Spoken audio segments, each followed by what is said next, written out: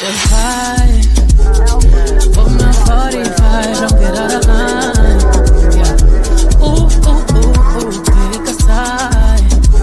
Only double lines we cross is dollar signs. Yeah. Ooh, hold up. Wait, I hear you just got paid, making rage energy. She more cake on heat, more central pay.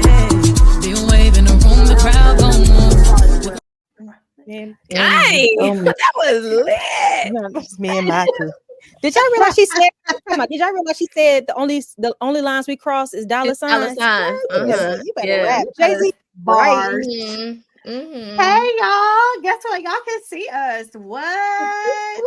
Hey, new things in a new year. Yep. So y'all gonna get to see us a little bit more often. What's up? So we have a show prepared for y'all. So let's just get right into it. And I'm gonna let Shay kick us off. Okay. We gonna start with a sports seg. So we gonna let Shay love our sports. Come on. Okay, so for all of our sports fans, we know last weekend was the last week of regular season football. So I'm so sad. I'm super sad, but that means two things. That this weekend we get playoffs, and the second thing is a bunch of coaches got fired on Monday. But yeah, that's Black Monday. All the black people, that was crazy. That all the black every people. black coach you can think of. Coach got fired. The Raiders coach got fired. The Jaguars coach got fired. A lot of folks on LinkedIn tonight. It's a lot of LinkedIn folks tonight. Now, so what I'm hearing is they need to also file a EEOC claim since all the They tried that. They tried, and it went nowhere. Yeah, they ain't going nowhere.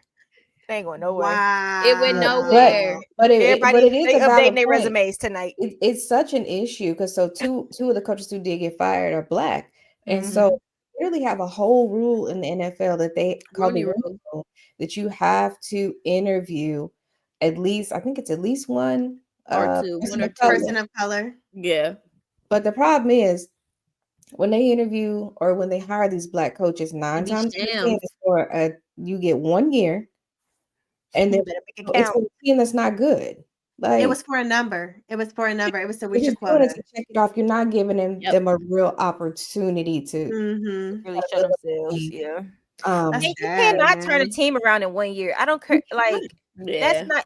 I mean, maybe basketball, but football, I don't see that being something. It's 70 people on a team that makes a team. Like, you need everybody to buy in for you need to hit on your draft picks. You need to hit on trades. The picks have to be good. The coordinators got to match the coach. Like it's so much more than just you a good coach or not. Like that's what I'm saying. I feel like it's more acceptable like in basketball than it would be football. It's like way less people. It's way different, but when Tom Brady left the Patriots to go to Tampa Bay, it showed you the difference because after he left, they have not had a winning season since then, and he's retired now. Yeah, right. So it's like that culture matters. Having the right personnel matters, and you cannot do that in 1 year.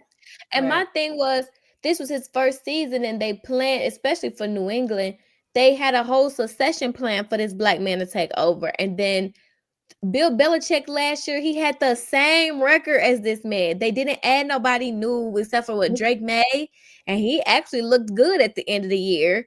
And so it's like, how you gonna fire me for getting the same? Maintaining essentially, basically, bring in Vrabel, who he knows, who's one of his boys, and give him the job because that's what he wanted to do from the beginning. But Vrabel got fired from Tennessee. It's just like y'all recycling the same coaches. Like I don't get it. It's not like it's new faces. Like they going interviewing Rex Ryan. The Jets interviewing Rex Ryan. It's just like. I don't get it. Like black men, they just don't get the chances and opportunities. It's the NFL. I have very little. So speaking to your thing, Marla, about lawsuit with EEOC. So Brian Flores, he was fired in Miami. He was the coach that started this whole thing that started to sue the NFL. They kind of blackballed him, and then who was it? Mike Tomlin brought him in as like an assistant coach, and then he made his way to the Vikings this season as a defensive coordinator, and now the Vikings defense is killing it. So now they want to interview him for head coaching jobs. It's like, yeah, and to your point about you recycling the same coaches, so like certain teams they'll show you the list of people that they want to interview, and it's this it literally is the same people. Same people. It's the same people. Like you don't even try to get some young coordinator from whatever team. Like you don't even give them no opportunity. But so far though, this year, well, before the two got fired, they had more Black coaches this season than they had ever had. Yeah. Really? Yeah. Really? You take our wins. You take 2 steps forward and then you take 8 steps back. Then they all got fired. Then we got fired. Make it make sense. But so for that reason alone, that was an accident. I will forever root for the Steelers, not against my team, the Rooney Rule. but I forever root for the Steelers because they ride for Mike Tomlin. Yeah, they do. And he's pretty much the only Black coach currently that has a winning record. He's never had a losing season in 17 years. Now he ain't really had that many playoff wins either. Exactly. But the point is he ain't had no losing seasons. Right. And they look better this year with Russ. Yeah. Can we talk about my boy Russ? No. See, y'all be getting on me because you like Marlon. Let it die. But at the end, Russ was killing it. So like, listen, I am forever a Russell Wilson fan. He is one of the few Black quarterbacks that we got. And I mean, he was killing it when he was with Seahawks. And Russ used to be on campus with his cute little family. He's such a sweet person. I'm like, sports is not about sweet. But for me, I think the Seahawks initially colors, yes.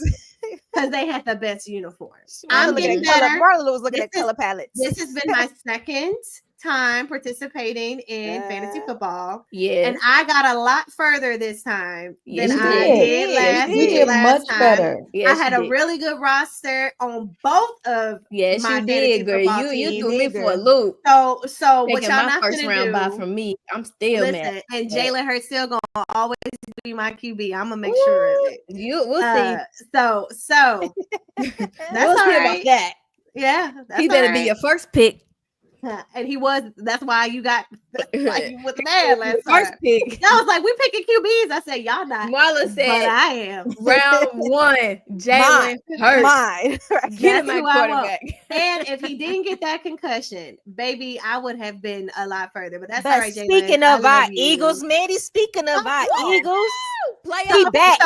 He back better than ever. That's right. Better than ever. And we got to talk Super Bowl predictions now. So, like, I'm gonna let each person go around and think who they finna. I keep going back and forth. I'll go first because I have no experience. So I'm going to say off of no measurements or anything. You going off vibes. I'm going off the vibes and just like what would be entertaining for me. Okay. I'm going to say the Philadelphia Eagles. Okay. Let's go.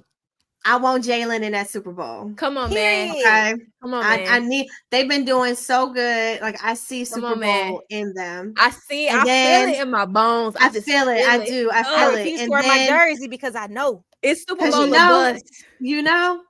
And then I think it's also going to be Kansas City. Again. I agree. I agree. Again. That's my prediction. I think it's going to be a rematch. As much as I don't like them again. Because I see them finally beating them. I see the Eagles y'all getting got revenge. The right reasons. I have the wrong reasons, but like I can't get with them because of Taylor Swift. But I do think that KC, they were my defense, and part of the reason that you was winning, I would never forget that week. I would, and then didn't you have Brandon Aubrey kicker too? So that week you had like 40 points from your defense and your kicker, and I was just like. What world? I did not know. I would feel like I was in the twilight zone that week that you beat me. Who am I playing? This is not Marla. She beat me to take me out of the number 1 seed. So I lost my bye week. You sure did. But then I got my revenge because I played her round 1. You did. I got my revenge. I made it to the playoffs. Yes, you did. Both times. Yes, so I'm proud of myself. But I didn't do nothing else this season. Even though I lost my playoff games. I'm proud of myself that I even made it. So, amen. Yeah, so y'all, okay, Jasmine, who you think? Oh no, Shay, go ahead. Shay. So I'm gonna go Chiefs. Obviously, I'm a Chiefs fan. Chiefs, Eagles, but I could also see it being Bills, Lions. Oh, I could too. Unfortunately, really. Yeah, they really good. They're really good. We only lost 2 games this season. The last one I don't count because none of our starters played. Yeah. But the game that we actually lost was to the Bills. Mm-hmm. And I may not like him, but he's that dude. I hate him. He on a heater. Josh Allen is that dude. He was my quarterback. He's a big, mobile, big guy. Quarterback. Big guy. Yeah. I can see that. True. And then also the Lions, even though they have all these players hurt, like they somehow find a way to win. Yeah, they find a way to win. That would be a good story for the city of Detroit. I think so too. They need the win. They need the Bills. Been to the Super Bowl 4 times, lost 4 times.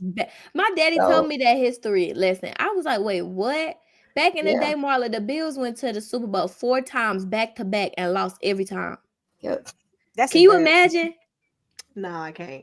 Can you imagine everybody? That's a level of heart. That's a level of heartbreak. Turn everybody over. Ain't nobody saying on this. When my daddy said that to me, I was like, "You're kidding, right?" That's a level of heartbreak. They literally went to the Super Bowl 4 times in a row and lost every single time. Yeah, that's a heartbreak that you never gonna forget. No, I think that could be interesting. Obviously, I want my Chiefs to go because also if they win, that will be 3 in a row, which I'm here for. I also think if we win, that Travis should go ahead and retire. Hang up them shoes, dog. Please. Because I'm tired. Go get married to Taylor so we can be done with the story. Go get a media career. Go do it. I don't need that in my NFL. I need out of my NFL. I'm glad they've calmed that coverage down though. Like it's not. They've calmed. It's like not even a real big thing no more. Yeah, and that's the thing. I mean, I'm not. I don't love all the attention that it gets, but that's the NFL thing because they're getting more coverage. They're getting more people watching the game. Specifically, they want to see Taylor at the game, so they're gonna show her at the game every 5 seconds. Them Swifties want to see their queen, baby. They need to see her. But let's talk about it. Like, look at what the ratings were when Beyonce did it. So, like, they recognize when you have celebrities that other people love who don't typically watch NFL. They're gonna watch for that, and you're gonna get more ratings. Yeah, although you're getting the ratings, but if we want, I can kind of say like overexposure, just simply because they had a whole Hallmark movie. Now it was cute. Wait, what? Yes, my mama was talking about me. Talking about that one day. She was so mad. And like Hallmark actually came to Kansas City and set up like a whole Christmas, I guess like an expo type thing. Travis, just retire and just do what you really want to do and be a celebrity and be a pop star. Be pop star's wife, because that's all you're gonna be. Pop star's wife is great. That's all he's gonna be. He's gonna be known as Taylor Swift's husband. I don't know if he's gonna be the first gentleman. He is. Oh, he is. Y'all, they not gonna care about him playing football no more. He gonna cheat on her because he already goes to the Hall of Fame. He's gonna cheat on her because he's gonna be tired of being everybody. History is not taught us. He's gonna be everybody. He's gonna be tired of being called Taylor Swift's husband, and he's gonna cheat on her. It's gonna get to his ego. It's gonna get to his ego at some point. Right now, it feels good to him because I got my own. I'm my own celebrity. I'm a Hall of Famer. I'm still playing. We're still winning Super Bowl. So he's feeling that. Like I don't care how big she is. I'm big now. Once that stops, it's over. And he become Mr. Taylor Swift. Won't last. That's what's gonna happen. That girl is in her prime right now. Let's do this prediction. Do you think they're actually going to get married, or he gonna dump her right now? Yes, they're gonna get married. Yes, they're getting married. He's been already. I don't think the vitriol that he would get from them breaking up. That's something in a career move for him. I don't see him because there's no way for them to break up and him be the good guy. There's no way. Well, I mean, but there never is with her. Exactly. The guy is never. That's the thing. Regardless, never the good guy. But don't you think like I'm a person that's like I want you to write an album about me? No. Like Beehive fans are crazy. Taylor Swift fans are lunatics. Yeah. Okay. Like we talked about the millimeters rolling up on Stormy's place. They're like millimeters. Yeah. There was but his worse. ex-girlfriend comments threatening to kill her. Death She's threats on the ex-girlfriend, bro. Like, we're good. Doing nothing. We're good. They did that to her. So imagine what they gonna do to him. Yeah. Child. And all his family, all that. But my prediction, kids harass nieces and stuff. I'm gonna give two. I'm gonna give the prediction that I want to see. Then I'm gonna give the prediction that I think really is gonna happen. Okay. I want to see the Baltimore Ravens versus the Eagles. That's good. Oh, that's what I want to see. That's good. I want to see two black cities, black quarterbacks in New Orleans. That's a story. Battling out. Oh, you know what I'm saying? That's what I like. And with Kendrick Lamar as the halftime, that's a black, that's a real black. That's and real both black. of them will have During won Black their History first, Month. right? And they will both have won. Either or will win their first Super Bowl. Yeah, I like it. I like the story, Mandy. That's what I want to see. That's what the stars and the colors of the Super Bowl is purple and green. I don't know if y'all seen. I did see that, and they always say that that's a predictor. I'm just saying. Okay. But unfortunately, I don't want to jinx my team. That's the thing. Don't say nothing. Don't say nothing. I don't want to jinx. You don't say your prediction. But we done. I'm gonna say, like Shay said, I truly think there's a huge possibility that the Lions go for the NFC. I just really do. For the AFC, honestly, I think the AFC is like all up in the air for me. I think that's the side that's like it could be a random team over there. I feel this is with what the I AFC. feel. If the Bills lose this weekend to Denver, Kansas City going to the Super Bowl. I will agree with you on. I will. Right. And apparently Denver is like pretty okay now. So they are. They're really good right now. I mean, like Sean Payton got his quarterback. Like I don't like Sean Payton. He racist. I think so too. That's why he pushed Russell Wilson out. Exactly. And he was talking crazy about him. I'm over the Broncos after how they did Russ. And so that told me everything I needed to know. I feel like that's a possibility. The NFC, I'm like biased because I got two teams over there. I got my Rams and I got my Eagles. I would love for that to be the NFC. No, ain't no Rams. They ain't going into the Rams. Ain't going. The Rams is good, girl. We are good. They ain't going nowhere. They may have. I curse the Rams. They ain't going nowhere. Oh wow! But we've already. The thing is, the Rams have already beat the Vikings this year. Look at me, Mandy. They've already beat the Vikings this year. I don't care. Saying. They've already beat the Vikings this year. Gonna leave St. Louis and all of a sudden y'all a 10 times better team. Go sit down somewhere. Well, Kroenke did that on purpose. It was all a plan. I mean, it was a plan. That was all the plan. That was all the plan. Y'all over here talking about stuff. Y'all didn't come see us. Y'all sucked. No, we did. Were playing, like, the thing is, if you were playing how you playing in LA, then maybe you had more seats. It wasn't about that. That was a lie because we sold out games regularly when we sucked or not. He wanted to leave. Yeah. The issue also is we also want to see the other teams. It's kind of like how we do here in Portland. I mean, I shouldn't say this about the Trailblazers, but a sold out crowd is sold out crowd. No, brother, what we seeing the opposing team.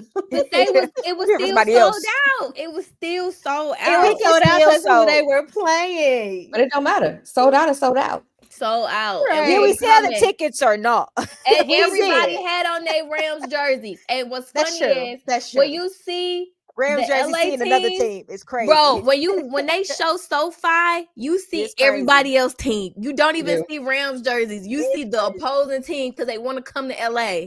And it's crazy. But I think the Rams are a sleeper. Do not sleep on the Rams. I think they are a sleeper. Their offense is very skilled, can score a lot of points. Okay. That is true because I had Puka. I had Puka on my fantasy team and come on, he killed it. And we got fellow St. Louis and Kyron Williams, the running back. He's amazing. I mean, we also got another fellow St. Louis and Jamison Williams, J-Mo. That's what they call him in St. Louis. He played for the Lions. We got some St. Louis people coming around up in this situation. Actually, a lot of NFL players come from St. Louis. If you didn't know that, we're y'all better top cities for the NFL players. There's a couple of them on Detroit too. Yeah, it's a couple of them. So I just feel like I'm excited. This postseason is about to crack. I think that unless it's something crazy, like I seen somebody do a prediction, like scrambling dice, and I kid y'all not. Playing. They like did the dice, and whoever had the highest numbers, who they chose to win. And at the end, bro, they had the Broncos Bucks. Please, Jesus. Ew, who wants to watch that? Please, Jesus. That will not. The Bucks ain't that good. I beg of you. For that to happen, that means that the Broncos had to beat everybody. The Bills. Yeah, and then Ravens, Philly and all them. And Kansas City. Yeah. Yeah, nah. I don't see it. But crazy thing happened. But I will say, last thing about football, for me, shout out to the teams that supported their players' incentives this last week. Yes. Football's so fun to see that Mike Evans had 5 yards left to hit 1,000 yards on the season, tying with Jerry Rice for 11 consecutive 1,000-yard seasons. On top of that, he would have got a $3 million bonus. And the last play of the game, I respect them so bad. They threw that ball 9 yards to him. Yep. I know that's right. The last play of the game, and he got 3. I'm same thing with your dude. What was the quarterback? Geno, he got $6 million. He got $6 million. Geno Smith? Yes, because they have incentives in their contracts depending on the player. So, like for some, like if you make the Super Bowl, you get $250,000, or if you make first team All Pro, you get this. You hit this. Like they give them incentives, and I just love this. I just really thought that was like the coolest moment I saw this weekend was Mike Evans, $3 million, Jerry Rice, all of that. He's gonna be a first ballot Hall of Famer. Like that was amazing to see. So just have to shout that out. Okay. To the girlies that know they sports. Come on. Right. But then on the flip side, I gotta talk about an evil man. Mandy, one more thing. On the flip side of that, Jerry Jones, no, he not seeing heaven. Because his player, listen to this. His quarterback, his backup quarterback that's been starting all season because Dak Prescott got hurt, had an incentive that if he played 55% of the snaps of the season, he got a bonus of $500,000. He played on the 52%. last game of the season, they decided to bench him. That's all I'm gonna say. He's not gonna see heaven. I agree with you. Man, with their money, Doc. You see what I'm saying? He's not gonna see heaven. It ain't that deep, Doc. Come on, man. You got it. Come on, man. He ain't gonna see heaven for that. 500,000. You gonna bench the man? He ended money. with like 52% of the snaps for the season because of it. And then when they asked him about it, he was like, "Oh, I didn't know anything about that." He the GM, so he reads the contracts and negotiates the GM, the head coach, the assistant coach, you everything. And that's the problem. Go ahead, Jazz. That is the problem. Jasmine, what's your prediction? I don't know who gonna beat her. I just know one team that needs to beat her. I know that's right, Jazz. Come on, Jazz. I don't care who they play. For us. I don't care who gonna beat her. I don't care. One team better beat her. Them Eagles better have them on that field. I know that's right. They need to be seated. They need to be in New Orleans. Okay. Jalen better bring out his best Jordan pair of mixed match shoes. Right. He better wear some ones. He better bring out some ones. He better bring out some ones. You better get a commercial all of this. Come on. You better be I agree. That's all I know. That's all I care about. Do the two-tone shoe. It don't matter. Bring out whatever you need to do to beat her. You need to do it. Y'all just make sure my boy is coming back healthy. Like he is. That's he the is. thing. He was out for like 3 weeks. Yeah, he's healthy, girl. And that's what they should really be scared of. Fresh legs, fresh breath. He is well rested. He is well rested and ready to work. He's ready for y'all. Fresh legs. So Saquon got a week off. Clearly, we some fans. So we got let's just hope that Jalen makes this Super Bowl. Saquon better jump over 4 backs. I had Saquon. I need y'all to understand in my other league. I had Jalen and Saquon. That's the tandem I need next year. I'm doing it in one of my leagues. When I tell you my team was so mad at me. 1-2 punch. One of them getting a touchdown. Because here's the difference. When Jalen got that concussion, I pulled last year around when I had push, yeah, we getting one of them. So Push, when one of throw. We getting them. That's when I had when Josh Jalen Allen had and that Diggs concussion that together. game, Saquon got me like 40 points. Bro, when I say I lost to my daddy the game before the Super Bowl because of that, I was so sick. It's all good though. But that's okay, so that's our sports segment. More to come as more games. I ain't gonna lie, I'm gonna cry if they lose. I'm gonna tell you this now. I'm really gonna actually be hurt. Like when I say butt hurt, I'm my gonna jersey. I wore an Eagles shirt last Saturday because I was like, I'm not putting that jersey on. I'm not gonna lie. They will really wreck me. I'm about to go to the store to get me one this weekend. So they will wreck me. I'm hoping that they my Super Bowl. Because this their year. So they because I need to get it before it's announced that they are in the Super Bowl because everything gonna spike up. So I'm trying to get it before then. I need my blackout jersey before then. I do want a Maybe you seen it when you were here, and I should have got it when I Marla, it was too big for me. No, don't say for me. Oh, I was gonna say, yeah, for me. You better tie a thing up in the back. Marla, like, put that back. You need to find your size online. And y'all, it was 50% off. She put back a jersey that was 50% off. Girl, you crazy? I would have been up in there. That thing would have been. It would have been jersey dress season in my house. Doggone me. I would have been in that thing, boy, big as a mug. Oh, Jesus. I'm praying for the Eagles. I'm praying for y'all. I'm praying for y'all. So Eagles, in the name of Jesus. Let's do it. Because come on, he gonna get a Super Bowl. He getting it this year. He getting a rings. Super Bowl ring. He getting his wedding ring. Lamar and the Eagles on the same day. Yes, God. Yes, God. It will like be excellent. And throw in Baltimore. Throw in Baltimore. And we really got a black. If I would have built Razzle Dazzle, give me Baltimore. Give me Baltimore. Give me the Black Bowl. Philly and Baltimore, two black cities in NOLA. Come on. Two black cities. All right, let's manifest. We manifesting. I know, Shay. I'm sorry. I know it's not the Chiefs, but oh no, I can get over it. I mean, they ain't played well all year, so you know it is what it is. That's because he got other things happening. But okay, so now that we finish our sports segment, we got to get into we're gonna just do some pop culture, a little bit of reality, but we're doing pop culture because there's been a lot of stuff happening just in general that we just want to talk about. So as we've talked about Super Bowl predictions, there was something that happened last week. And I'm gonna let y'all take it, but there's a lawsuit that kind of happened that came out that unfortunately somebody caught a stray. Yes, multiple strays. She had nothing to do with it. Wait. So the lawsuit had to do with a hostile work environment, alleging what was his name? Skip Bayless. Skip Bayless. For inappropriate sexual conduct. Yes. Right? Mm-hmm. Allegedly offering her $1.5 million to for some sexy you fill in the blank. Yes. Mm-hmm. So that's crazy. In this document, because you know how people gonna do, they're gonna come through. This is a high profile man. Yeah. Mm-hmm.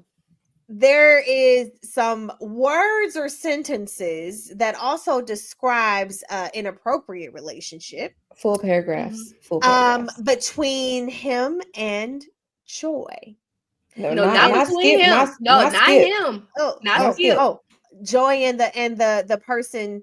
All right, I'm gonna let y'all take it. I'm gonna let y'all. Who wants to take this one? Put that red. In a nutshell, how these lawsuits have been going this year.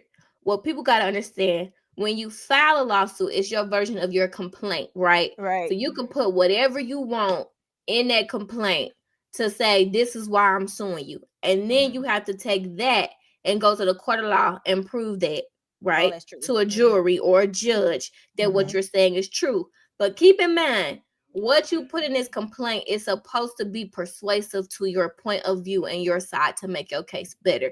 So I want people to keep thinking that as we discuss multiple lawsuits, because legal Mandy, come on, I had to learn that.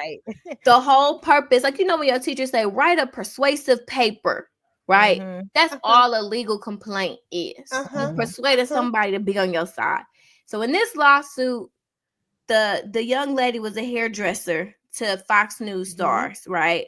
And she alleges that Skip Bayless became kind of sexually harassing her to perform some duties for $1.5 million. And in her lawsuit, she then discusses her friendship with on-air personality Joy. What's her name? Taylor. Yeah, Joy Taylor. Yeah, Taylor. Mm-hmm. And allegedly, because like I said, you can write whatever you want in a complaint. You can literally write whatever you want. Allegedly discusses how Joy tells her about the high-profile person in Fox that she is allegedly having relationships with to get on these shows. Because to be honest,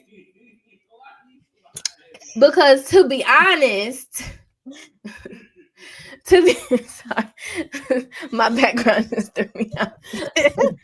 To be honest, I lost my train of thought. What was I talking about, y'all? So basically, Joy kind of came out of nowhere. You know, she caught a stray.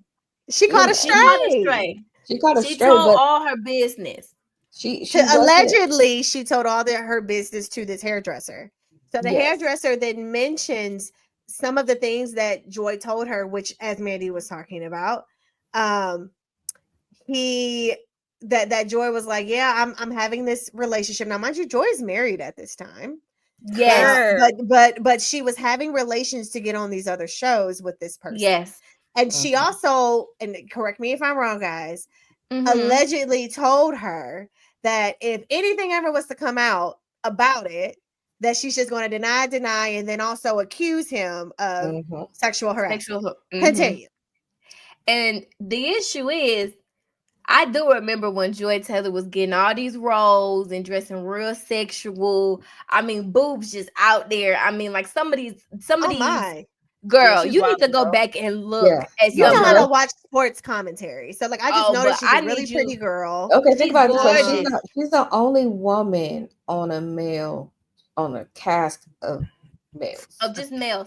And just men. They got the precedent from Molly on First Take, but I still sometimes, and I saw an article that discussed this. We do need to start talking about the fact that why do they have to insert a woman as a mediator amongst men's conversations? I always thought about that. Now that I'm thinking about it, it doesn't sit right because they don't allow them women to really have takes. They like shut them up. Yep. Right. That they're just like because they're there for ratings to look at. They are not there for their mouth. Because at the end of the day, to help the ratings of the show. It's really a men's network. And you know where that came from. You know, I study media, and that first came from Roger Ailes on Fox News. So this all makes sense. This all makes sense. But I remember, I'm like, who is this Joy girl? Because her takes don't be good. She's gorgeous. Ooh.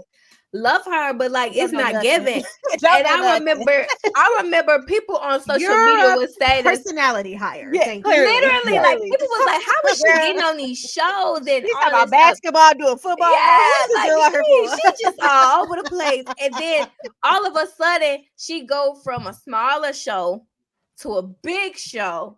And then she like, go from girl, the you weren't big doing show, that good on that small show to get this promotion. Right. And then she goes from the big show to the biggest show that's supposed to rival the biggest show on ESPN. So everybody like, how does girl get up here? And now, allegedly, according to this lawsuit, is because she was having relations with the VP of like programming, basically. And also Acho.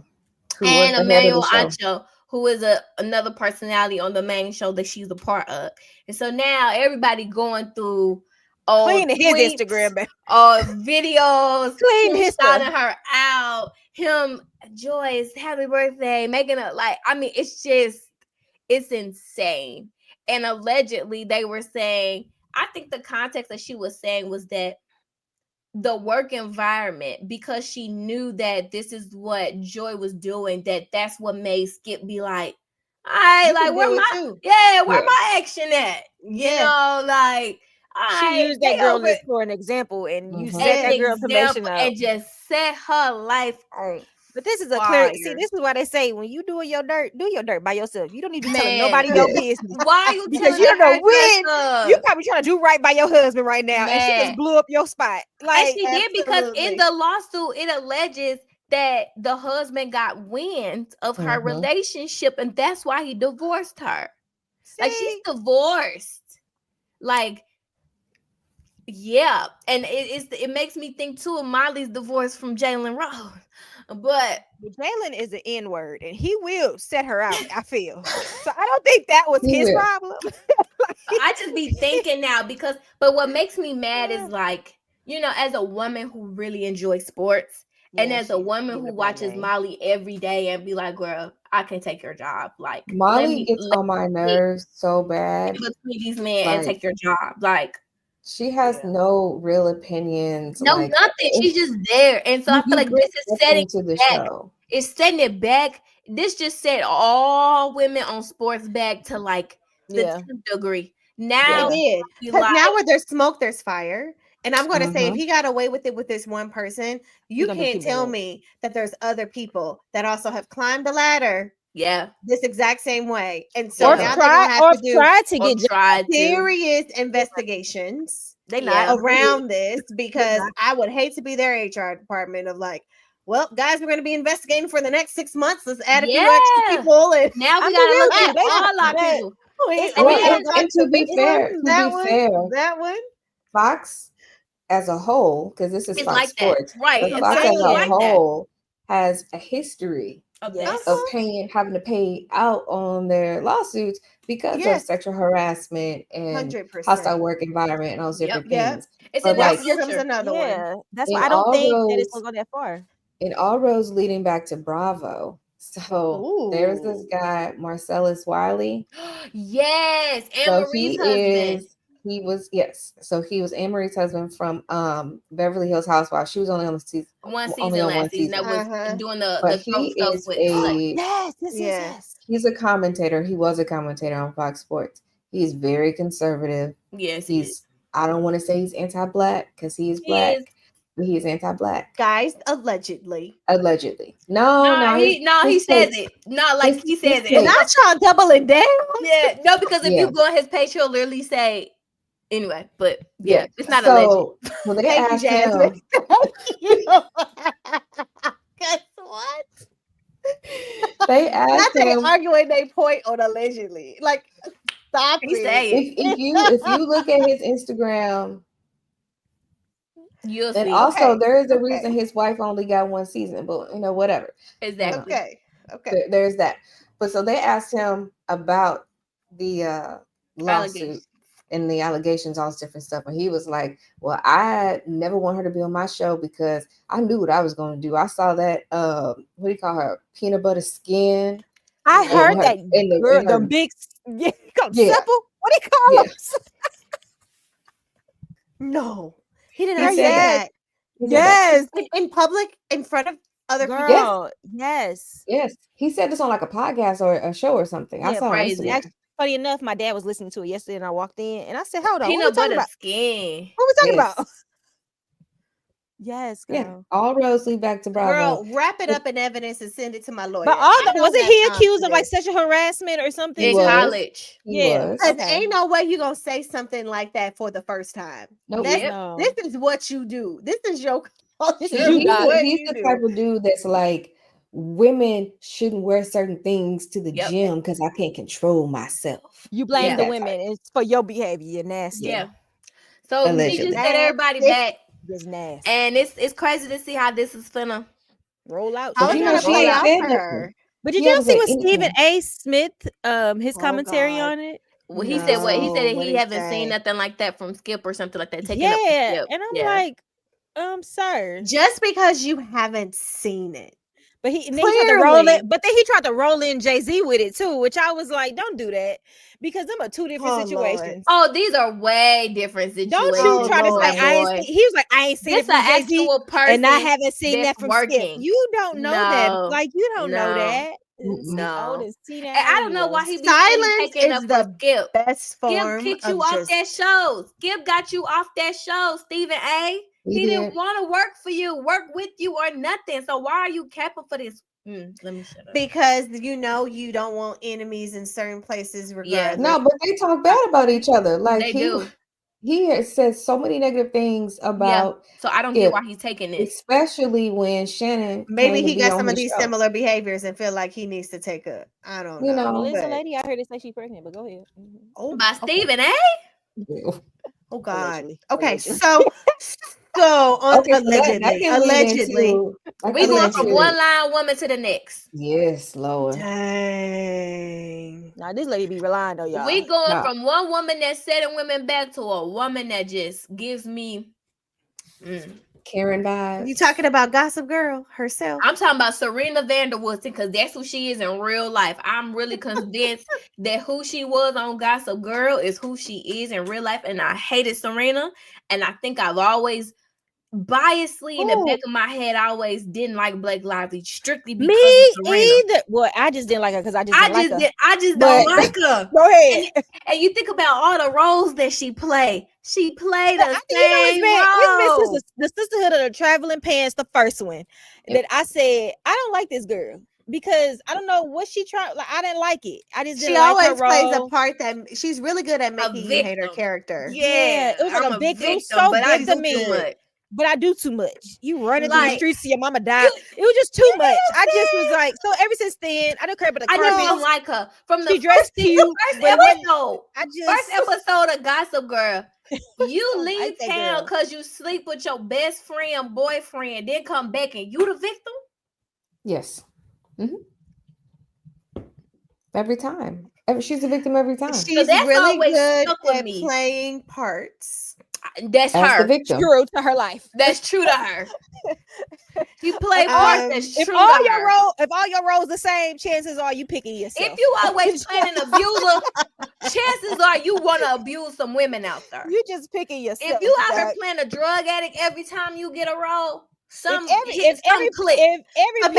play it so good that that's the only roles that they can get. That's in your nature. Because it's in your nature. She said, in everything she said, this is true to me. I know this girl because you heard her. Thank you. I can play her. Oh, of course. I can play her. What was the movie she was in with the two guys that she was messing with at the same time, and they were like going against each other a little bit, but they were like robbing banks or some. It was some kind of in the town. Because that was a great movie. Not because of her, but because of everybody else. The Town is with Ben Affleck and it tracks. Oh, I think about that movie, A Simple Favor. That was a crazy movie. I think about that movie when it comes to her. I think about real with y'all. I ain't never seen that white woman in nothing else but the Sisterhood of Traveling. Not gonna lie to y'all. But see, you talking to somebody that has rewatched Gossip Girl from season 1 I know, to me season 9, and I'm about to start it again. Times. It's so good. I can almost act out the scenes for you, and every time I watch it, I get even more mad at Serena Vanderwoodson. I'm such when I see her, I just be like, I don't know that white lady. I don't know what she doing, but I just know she be on the carpets with beautiful gowns. That's all I know. Okay, so let's go back to it. Let's and go her Beyonce are really good friends. So man, goodbye. That's problematic. Man, go ahead. Goodbye. If you just told me that, now I look at Beyonce crazy. Right, let's go back. She's to a Virgo. I don't know why y'all keep like.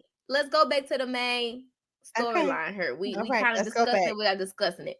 Okay. So we went from one woman that set the people back to the next. So the story that I don't know how you haven't heard or seen a million headlines about this by now, but we kind of discussed the movie a while back because I'm an avid book reader, and there's a movie that came out by a controversial author. We can also get into Colleen Hoover at this point too. We definitely can. Called It Ends With Us, and it, for whatever reason, is always marketed as a romance when it is not. It is about domestic violence.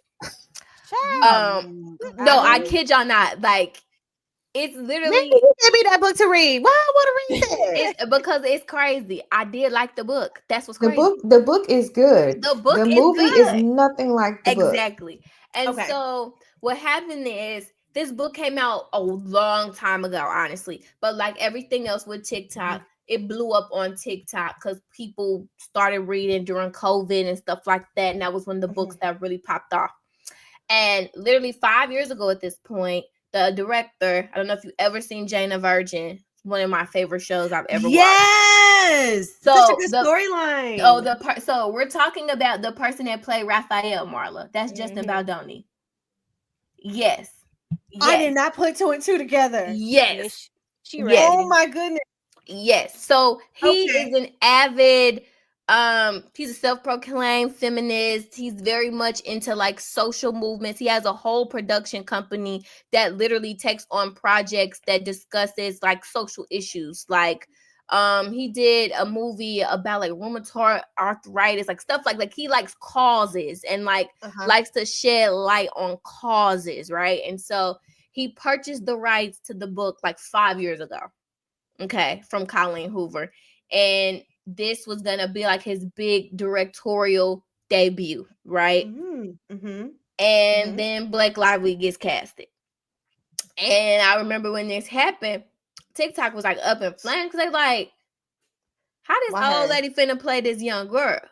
Sorry to be rude, but like the girl in the book is like 22, 21, 23, around there. Like she's a young girl, just graduated college, like very youthful. Like what we read never gave no Blake Lively. Like she has red hair. Wanted box office. No, it was. I don't. And looking back, I don't think it was him. I think it was the author.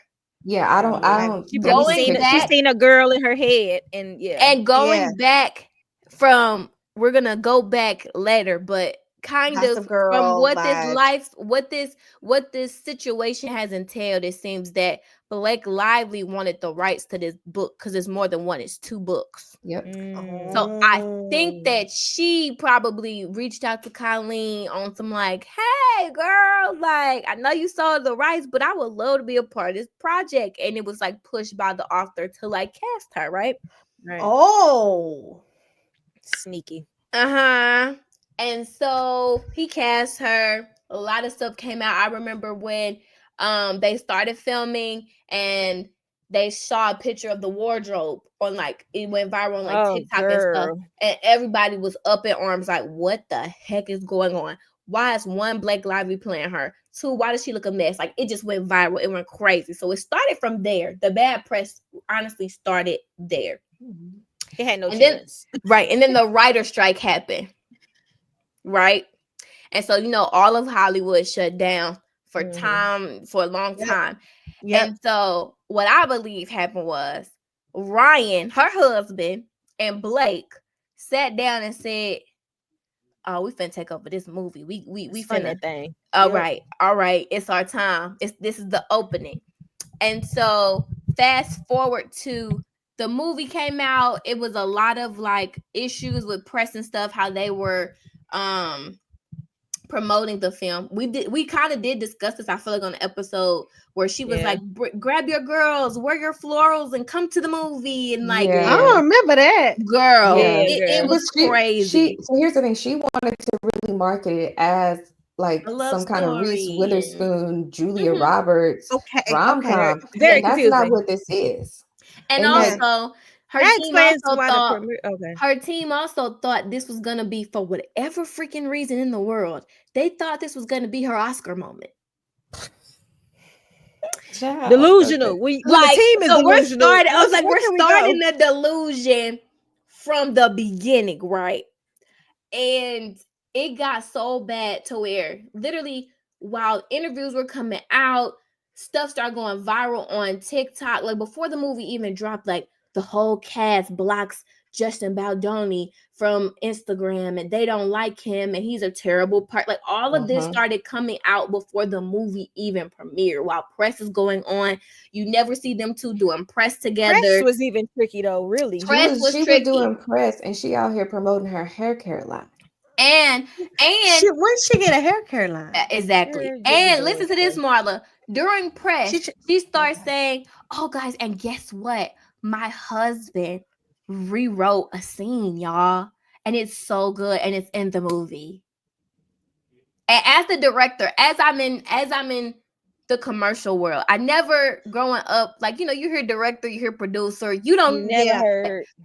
But as I do commercials, I truly understand what's what now. A director is the one that sets the tone to everything. It is their baby. It is their idea. They pull everything together in their creative mind. They get everything together, and then it's the producer's job to fund it and make it happen, right? So a movie, show, whatever, creatively is the director's baby. Okay. So he's the director. I learned that from Smash. That was my show. So he's the director, and he hears, oh, my husband rewrote a scene. It's in the movie. Like she's saying, he like, what movie you watch? Because I ain't put no scene that he did in the movie. Marla. Here's the thing about that, though. So she actually hired her own set of editors. Y'all, this is problematic. Stop it. Stop it. And those editors could not got to the lawsuit. We even got to the lawsuit. There are two versions of this movie, hers is the one that they put out. Yes. How did that happen? Listen, so mind you, with my budget. Listen, and his production company funded it, mind you. And so all this is happening, right? All this is happening behind the scenes. And then all of a sudden, press started getting real bad. Like, I mean, it started getting like really bad. Like, they started coming for Justin like he's a misogynist. He fat shamed her. He asked how much she weighed. All these bad stories started coming out, and everybody like, what the heck? Is she trying to take him down? Like, what is going on? And then all of a sudden, she drops a formal complaint to be able to sue him for sexual harassment. No. The actual lawsuit of hers first was retaliation because she came forward to the production studio with sexual harassment claims. She claims that the bad press that she started getting from this movie stemmed from him in retaliation that she waged sexual harassment claims to them amongst filming. So when that came out, everybody like, oh my God, what this man was doing to her? Like, she produced this list of demands in her lawsuit that she gave them that is so crazy. It was like, no mention of pornography in front of Miss Blake Lively. No barging into her trailer while she's naked and breastfeeding. No showing new videos of someone's wife to Miss Lively. Like, I mean, all these crazy demands on this thing. And that's like her smoking gun, right? So everybody's reading this and they like, oh, and also God. The New York Times. Is it the New York Times? Yes, the New York Times. Printed this out in their article, right? So all of this drops, and then he gets drops from his agency, WME, which is a huge. Can I just say, y'all wonder what I do every day? Y'all hear this story? This is what gets the stupidness that I get brought to me on a regular basis. But continue. Yeah. This is sounding like I'm at work again, and I just right. It's gonna feel even more than continue. That in a second. Continue. This lawsuit, well, it wasn't at the time of lawsuit. So apparently, I did my this is such a he said, she said thing. It's gonna get worse. No, it's gonna get worse. It's gonna get there's worse. No fact. It is all he said, she said, and I gotta figure this out. More sure she said it. And I did my due diligence. So everybody assumed that was a lawsuit. No, what happens is because this happened in a workplace in the state of California, in order to be able to sue, you have to submit a claim to this board that they read the workplace violations and they'll be able to tell you if you're able to move forward with the lawsuit, right? And that's supposed to not even be a public thing, but they made it a public thing, of course. They did. Gave it to the New York Times, and they put text messages in there that didn't show the full story. A lot of emojis and things were cut out. Like, her lawsuit made it seem like he was sexually harassing her, that he was a misogynist, that he was fat shaming her, that she had to call her husband to go off on him because of what he was doing, but she wanted to keep the movie going. And then because of that, they then started a smear campaign against her. She wants to blame all the bad press that she got organically based on her own words in her interview. She wants to now spin that and say it was a smear campaign from his team in retaliation. Baby, and so leave me out of this. It set the world on fire. It set the world on fire, right? And the New York Times posted it. We are a society that's automatically like believe the woman. Believe women. Not saying we should. Y'all hear me. Y'all be on me. I don't always believe these women. Listen, and there's a principle in PR that's always called the first lie wins. The first lie always wins. That's true. The first lie that comes out, that's what's gonna set the precedent. That's what grabs. Yep, that's what grabs. That's what's gonna set the precedent of your view, right? Yep. And so then on New Year's Eve, Justin Baldoni say, "Hold your horses, baby girl. I got something for that butt." He goes, his production partner, and 3 of his publicists all joined together as joint plaintiffs to sue the New York Times for $250 million. Glad you got 3 publicists. Go ahead. For 4 different claims. Basically, the moral of the story is defamation. And they didn't give him. They basically posted and created a one-sided story without doing due diligence of the full even ask him. Yeah, right. They probably didn't even ask him. And his lawyer has came out and said what happened. They came to him on Christmas night.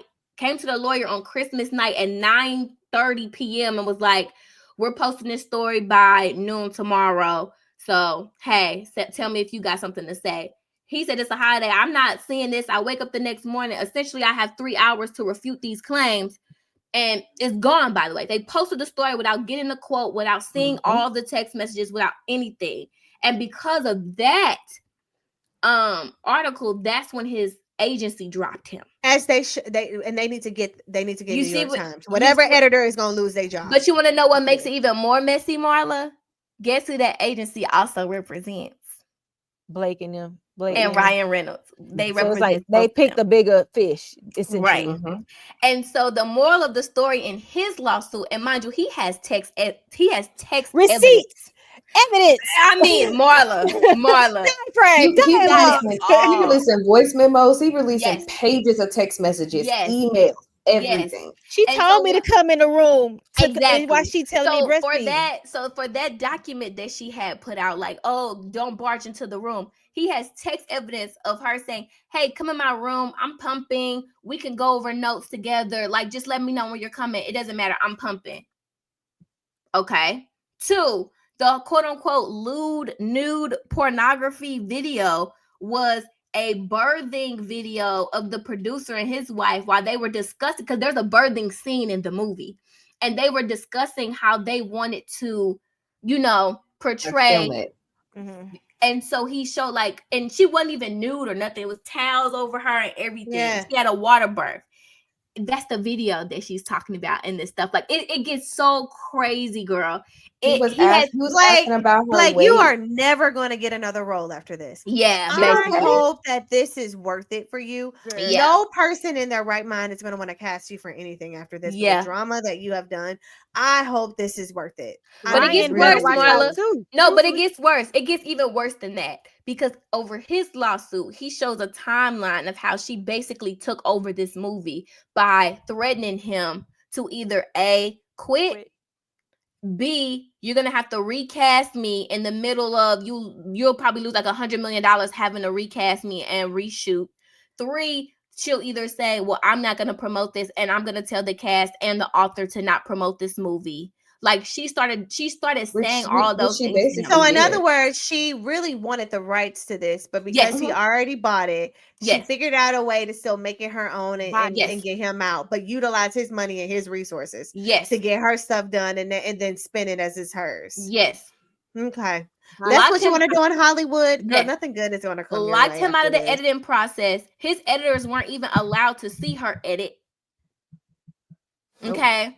My name would have been for the premiere. She said she would not come to the premiere if they were on the red carpet at the same time. So he had to do the red carpet by himself with his family members. They put them in a basement of the movie theater while her and her people, mind you. And I even looked back and went and this is why I think it was a couple decision, because also Deadpool and Wolverine was out at the same time, and he had Hugh Jackman at the premiere with him and her and doing all this thing. Like they wanted it to be like a Barbie Oppenheimer thing. They wanted it to be like a they could cook up some stuff. Yeah, like it was, and she essentially it's not that type of movie. Right, and she essentially leveraged her celebrity and everything and her power. Yeah. There's even in the article. She got so much power is what I just don't. I don't think it's her. It's the husband. It's Ryan Reynolds. Ryan Reynolds made her. Yeah. They said Ryan Reynolds went to WME, his agent, and said, "You want to pick me and her or this guy here? You want A-listers or you want an up-and-comer?" Basically. Jeez. And they said also basically that the cast and the author was like, we're not gonna go against this powerhouse of A-listers that can ruin our life. Why would I? Right. And so she had all of them unfollow him on social media to make him look like the bad guy. It was even to the point where his publicist was emailing and talking to TMZ like, hey, who is giving y'all these stories? Because we just want to go on record and say, we are not giving y'all, like, you know, and they're like, no, it's coming from Blake's team. Like, it's so many emails, and it's insane the amount of proof that he has on this girl. This is about to be an Amber Heard, Johnny Depp time. That's what it was given. I was like, she sound like Amber Heard. Because now she's, then after that, after this lawsuit, now she wants to file a lawsuit against him in New York for emotional distress and loss of wages. Baby, you did that on your own. You did this. This is you. What it's gonna be lots of wages because I'm suing you. It's so bad, y'all. That's why it's gonna be a lot of wages. She ruined this man's passion project because he owns the rights to both books, and now it's like, I will be petty. Now you can't cast her in the other one. That has nothing to do with me, girl. I would do a whole new one. You know what? I'm so petty. Ain't no second money. book. I'm redoing the first book with a whole different cast and a whole different story. And then we're gonna make a whole different second movie. And then we're gonna do a whole different second movie. And also, whatever I paid for that movie, she gonna have to pay me. Because I want to see his cut of the movie because I'm sure it's better. Like, I'm 100%. I'm sure he's better not a director. She don't know what she's doing. She really went in there. See, nothing good gonna come from her.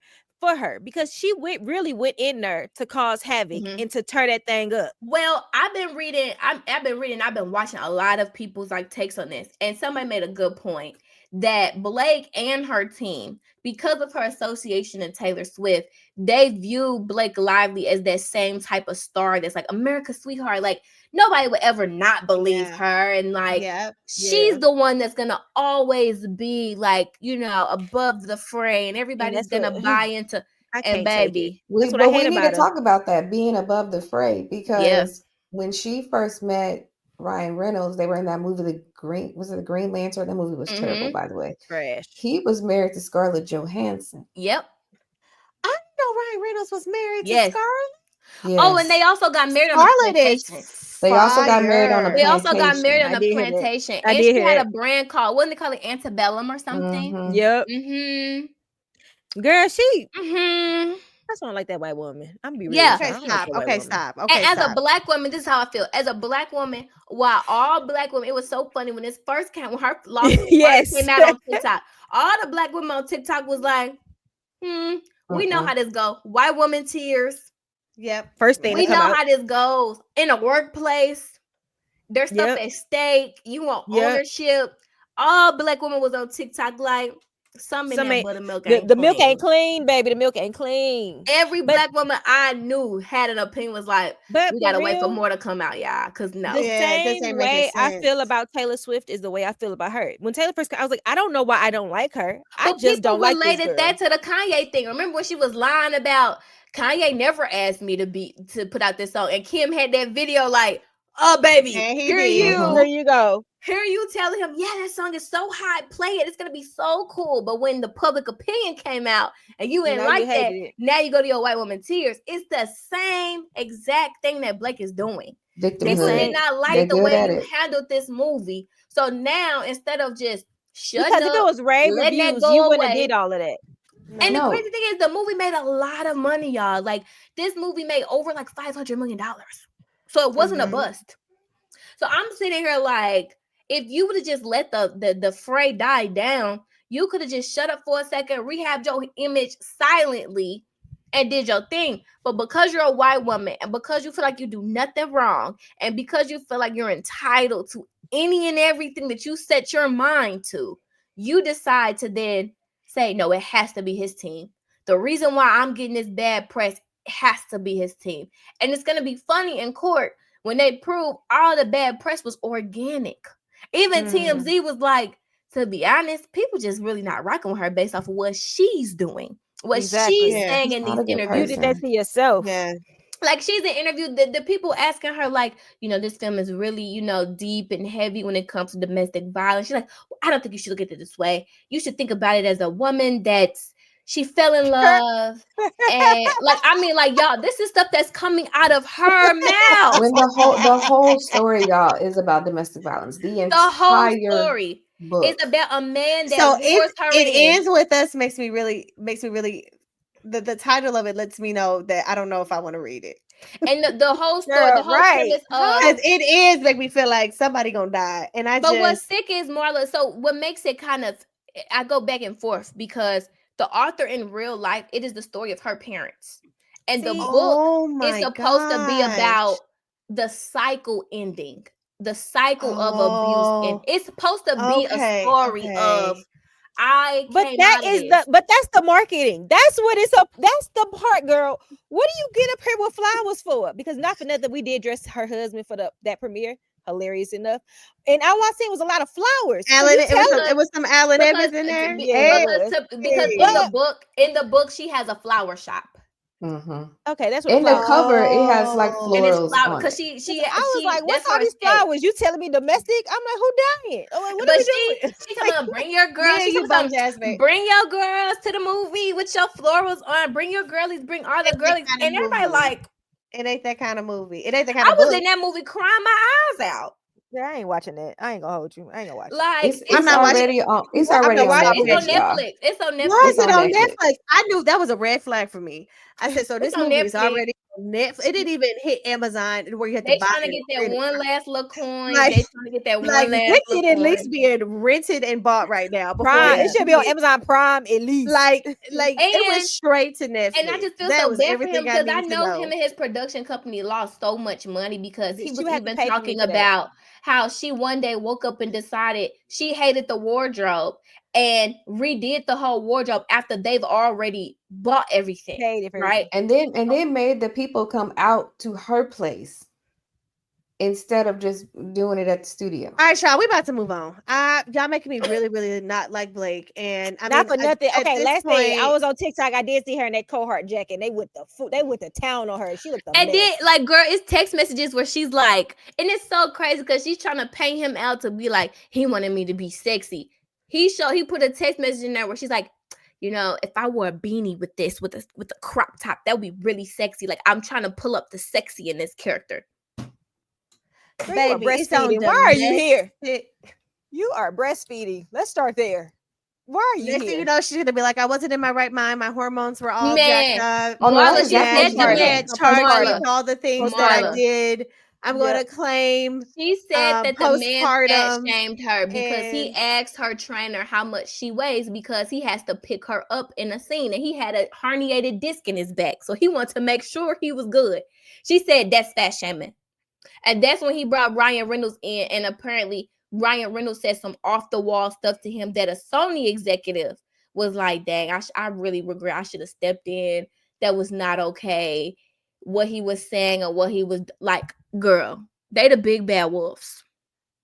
All right, so more to come on this, y'all. We're gonna be following this because we're gonna move on. We've talked about her enough. We've given her enough time. We're gonna move on. And Blake, I ain't got nothing left to say on this. Justin, I hope that you get your whole reputation. Man, you are Serena Vanderwoodson in real life. Dang. And tell her that getting a statement from your girls from Sisterhood of Traveling Pants, it ain't doing nothing. Ain't gonna help. Ain't gonna help. Because didn't they have issues with her on set from that? Yes, they claimed that they didn't all get along. And Lady Meester don't like her. And Lady Meester don't like her. But she don't rock with her. Yeah, so that's where I'm like, I trust Lady Meester over you, baby.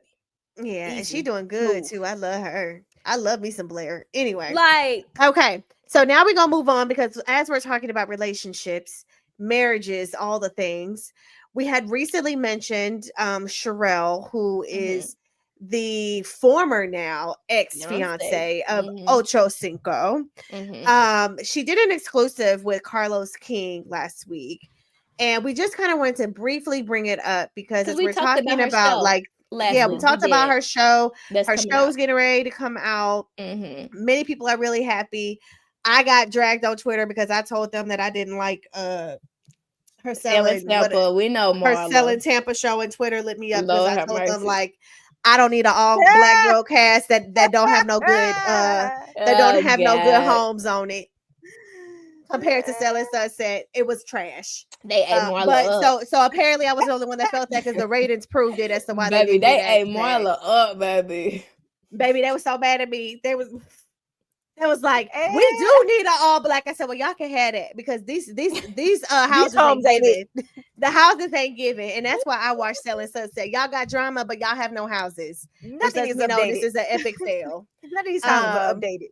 Go ahead. None of them. The first one you showed on the first. Okay, we're not talking about Selling Tampa. We've been there, done that. Okay, but needless to say, so Sherelle is coming back to another Netflix show in a new form, like we mentioned. Yeah. It's going to be kind of like a WAGS, which is more her alley because baby, we going off of your real estate business. Clearly, you got some work to do.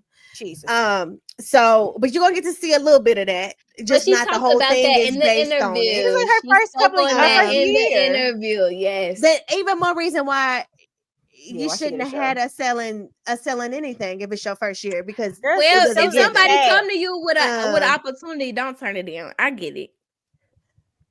I'm gonna say, can we season it a little bit before we start shooting? That's production. That's not her. But it's still your reputation and why you didn't get asked back. But anyway, so now she got a new show.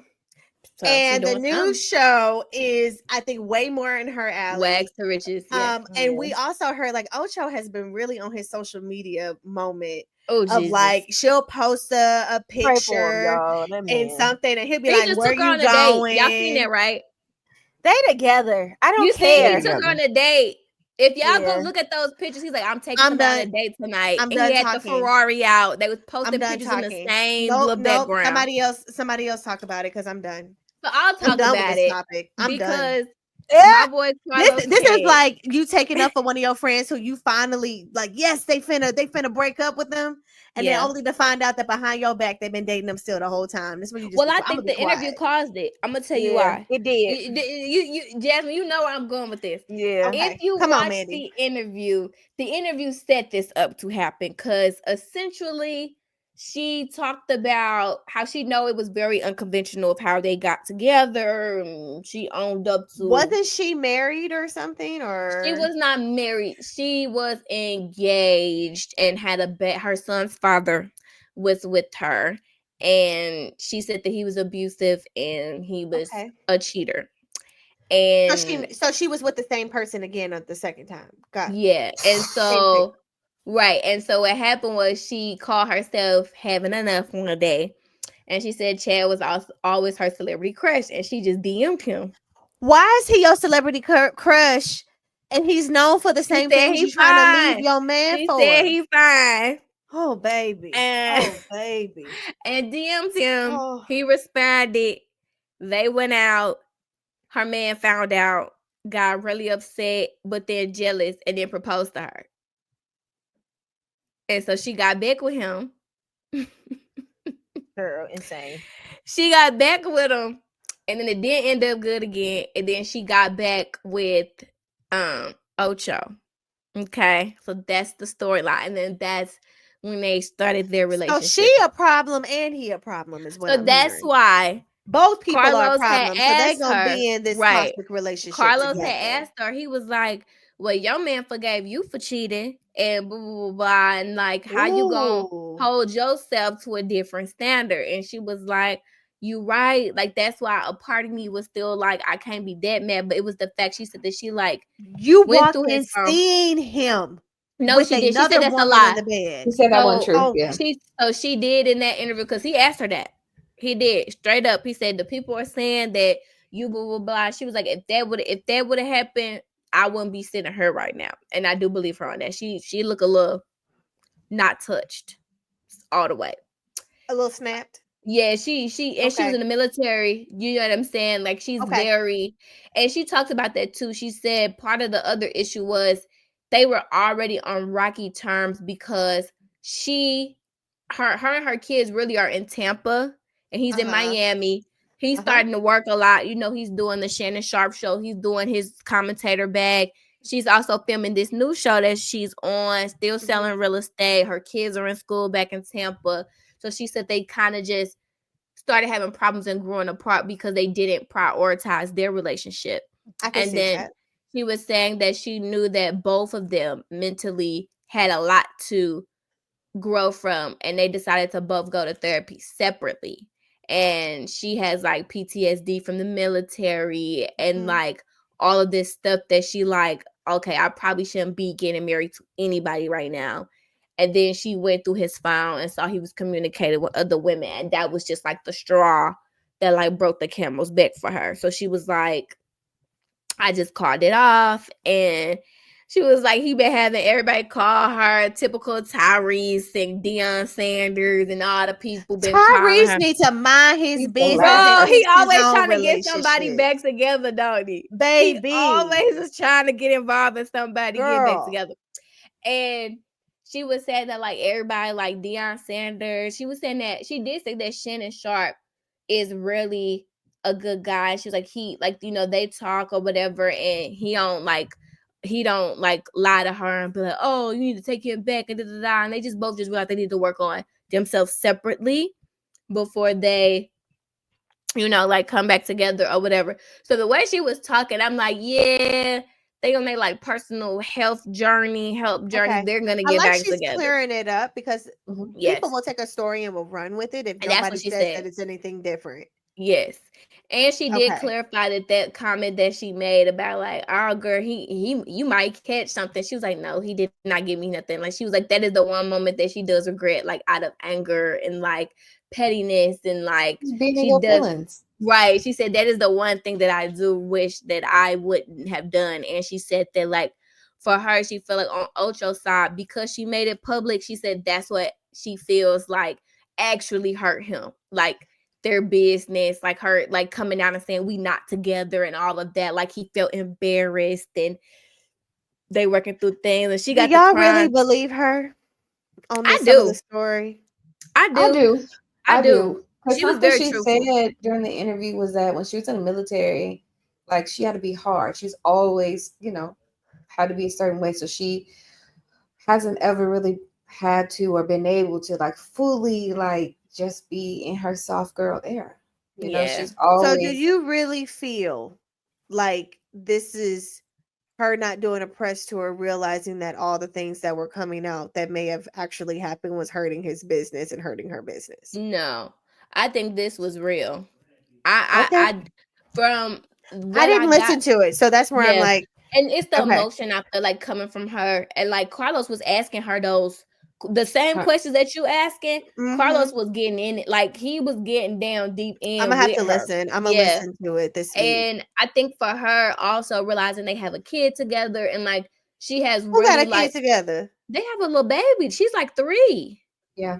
Oh, that's right. That was part of the storyline. In her when she was pregnant, she had just got pregnant. And so, and she was talking about how like the kids that he has, like they have like a special bond. They always all together. Like she still be with his kids, and like she was just really sad about the holidays. Like, nah, this was real. Like she broke down. Like this was my first holidays without the kids, and like they normally go on a vacation. Like that's why I was like, by the end of it, I'm gonna just say this, and I knew she was gonna take him back eventually. I'm always going. Ocho has been known to have abusive behaviors. I hope that this wasn't her getting out of a bad situation and running back to a bad situation because of the feeling of her being alone. Also with the trauma that she has experienced. I love that they're on their own personal journey. But I also realize that people will tell you what they want you to believe and not what's really happening behind the scenes. That's true. And so I also really do hope that this is the real narrative and the real story that's happening, that she's telling us, like it's truth. And I just pray that it's nothing else outside of that. And I'm gonna just leave that there. I pray so too. I can, for me, I have a real good meter, I feel, with discernment and who lying and who telling, who's giving me a PR story and who's her feelings. Like Jay, we were talking about how Marla was saying, do you think like this was real or this was like a PR answer? And I'm the emotions that she was giving and because she owned up to some stuff that, baby, you would never get me to get on nobody camera. And I'm not telling the world I was cheating on my man and I was doing this. And I'm just personally not doing it. So I feel like the truths that she was giving, I'm like, okay, she not playing 2 truths and a lie. She out here just truthing. she give me very much. I walk in my truth and like I say what I say. Like that's her. I feel like that's her. That's energy. her vibe. Yeah. Because even for her to admit why she left him was like, that's interesting. That I didn't think she was gonna. I did not think she was gonna answer that question. Me either. I thought she was gonna skirt past that. I thought she wasn't gonna address. But you don't think a PR team? Not for her. For her, she don't get I'm it. like, for her, no. She's I'm just not saying, that. like, you're She's not not gonna of go that. on Carlos King's show and not have certain questions prepared to answer. Clearly, everybody's talking about you right now because the situation that you're in with your. But Marla, I think But I think she also want. I think she also wanted just to clear the air because people thought that man gave her or that man cheated on her with a woman. Found her in a bed.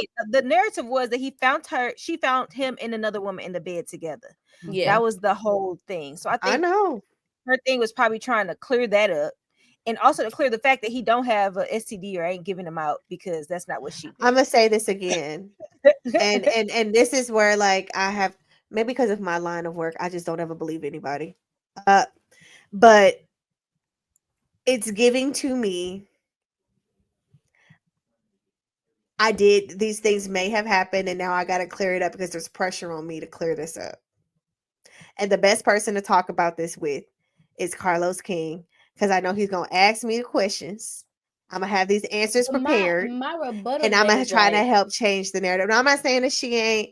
No, it really could be her living her truth and really trying to get it out. Hurting. My thing is, it wasn't hurting Ocho's business. Like he still got deals. He's still on the show. It's not. But it's still like she said. It hurt him that she was saying these things that people, like we said, people's perception of you can act like it don't bother you. That's true. But if you got you in rooms with high officials and you know that they thinking they got this person think I got caught cheating with another woman in that kind of way, or like that does affect you, and it can affect how people react to you within business, even though it may not hurt your business. So I hope, and I'm gonna keep saying this because we also have seen like this week, like, someone took their, dealing with the person that took their lives, and what's his name, Twitch, and you don't know what people are going through behind the scenes, only what people show you. That lady lying. Right. And no, I'm just saying in general, like I'm tired of white women the people. I say it about him in general, like no one around him thought that he was going to commit suicide. There was no signs. Yeah. To a lot of people. And so this is where I'm always like, you never really know what people are going through and what they are experiencing behind closed doors. Her and Ocho's relationship has been very behind closed doors. So we are trusting that what she's saying is real. It is the truth. And I hope that this is the truth and that it isn't as horrible as what we were hearing as rumors behind it. But where did those rumors come from? And it was people from her camp saying that she found these things. So like in my mind, I'm like, okay, I'm gonna let you tell me what to believe. But I'm choosing to believe her. Very skeptical. I believe her until all of it is true. I don't believe all but of it. But I also not randomly, I also saw the trailer for the show. They put out an extended trailer, and Ocho on here, they discussing a prenup. And this man, this could be just for the show. It could be clickbait. Him and his lawyer sitting down with her and her lawyer gonna say, "I want 25% of your firm." He be on it though, but he be on it though. Because real estate is something that lasts for a long time outside of a sport career. Think about when you watch recap and she be on there and he be like, "I'm not spending my money. She be spending her money on me." Like that's how he is. Yeah, y'all are not helping my case. Also making my case. Also, Shannon Sharp did sign her podcast under his business brand, so she's under Shay Media now. Yes. I'm going to say it again. Ocho. He said, "I need 25%." In the prenup, though, it's crazy. In the prenup, I've never heard of a man in a prenup asking a woman for that's a smart man. He said, "My woman business. My woman own real estate, and I'm gonna get some of that because that's Ocho is not a regular money. guy. Ocho's not normal. Money. Like. I have more reason why I don't believe everything that's coming out of her mouth. I think he's a master manipulator. He's really good with his words, and he He is a man that smile and everything tells me everything I need to know about him. Oh, he is scares me. a master. I'm not gonna lie. He's the type of man that would scare me. I would not ever feel. I would never feel secure being with him. To save his name. Yeah, I would she never did it to feel save his name. It ain't got nothing to do with her. him. Why else would she do that interview? She was fine. She was winning in that scenario. It's part. I think she did that part promo for the show. Because now everybody gonna be like, oh, we want to see how this relationship breaks down. Because I ain't gonna lie, show. I love them together. I do too. Am I toxic? It's toxic, y'all. That's a Am toxic I toxic? relationship. Because you also talking to somebody that loved him and Evelyn too. So you talking to somebody maybe I'm toxic relationship. And I actually was rooting for her not to be with him because I felt like I loved them. As we just talked about, old boy from Bell Collective. And like how he's a master manipulator with these women. Ocho is a master manipulator with women. And I just don't 100% believe that she did this on her own. And but I think that's just my my strong opinion. of a woman. What I get from her, I don't. This military boss like woman that just have military only means more vulnerability when it comes to your emotions because you are taught not to have them. So when you do have them, you have never. You don't know how to process like a normal human with red signs telling you this is not a good situation. But that's why she said she's also used to running into fire. Yeah. Like what most people be like, girl, that's too much. You like, oh, that's a lot. Because I've dealt with more than that. I can't even process. Like, think about the things that she has seen. Like she can handle toxic situations because it's nothing to her. She's also she needs someone to help her about like some sexual harassment that happened to her in the military and like not feeling safe. And, look at me. Yeah, she's opened up about a lot of that before. She can't pick them. And also, I'm gonna say this with Ocho. She's not. You usually pick in a pattern, and I'm gonna leave it there. And I just really feel like he manipulated her to have this conversation. I don't think and so. I'm happy that it came. I think so too. I think she's just so open and she just telling her business. Promo for her show. Let me tell my business, bitch. I don't want to see this on the TV because she had one Netflix show fail. She not trying to have another one, and they got because he was low key. Because I remember after he low key did a live and was low key kind of mad that she did it low key. Mm-hmm. So that's why I don't think he didn't like that. Yeah, he doesn't like her talking about it. Like she said it in there. She was like, "He not gonna like this. Like he don't like me talking about like what actually happens in our relationship." Like he was low key because he did like a live and he was kind of mad about it. Like you could tell he was like irritated and like answering questions kind of crazy. So I was like, he didn't like that interview. And he put the under her skin. I feel. Well, I'm listen, Sherelle. We'll be seated. We gonna watch the show. Oh, I'm watching the whole thing. That one show. And I really hope that you're in a healthy relationship. Speaking of fun stuff to learn, not just about like them, they were discussing about how Netflix works in general. And the thing that keeps a show, it's not just how many people watch one show or how many views you get. They only care about how many people watch the full season. That's the number that gets you another season. And it makes sense because her show is whack. The people probably watched that first episode. If people like cut off like after this 2 episodes, whack. 3 episodes, and then that's I didn't finish her season. It was terrible. All these you showing me apartments. We're gonna move on, but girl, I get off of this. I just want to say that's what Netflix cares about. You showing me houses that I can see in my Aunt Clara's neighborhood. Season. Get off of this.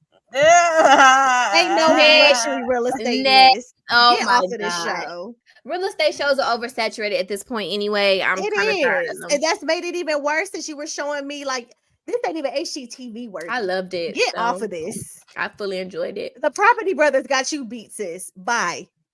Get off of this. They got a show.